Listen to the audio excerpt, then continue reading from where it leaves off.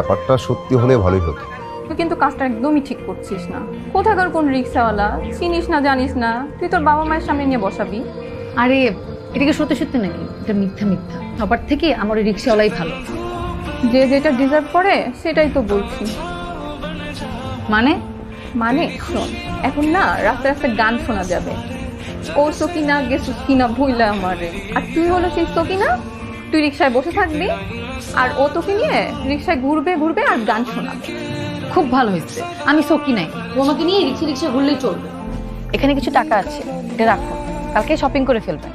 আর এইসব চুল দাড়িটা একটু সাইজ করবেন যাতে দেখতে একদম হিরোর মতো লাগে। পারবেন না? ঠিক আছে, কিন্তু টাকা লাগবে না। ধরুন না, নতুন জামা প্যান্ট জুতা, নতুন শার্ট, নতুন প্যান্ট, নতুন জুতা সবই আমার আছে। তারপর রাখেন। পরে আপনি কি নাকি পরে চলে আসেন, পর আমার মান সম্মানে লটস্পাই হয়ে যাবে।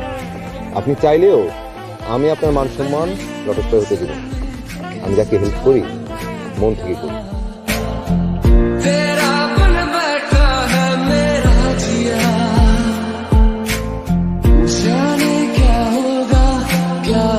জামা কাপড় ঠিক আছে?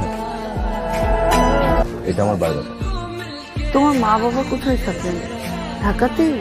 না কি, কানাডায়। তোমাদের ঢাকাতে বাড়ি আছে? জি।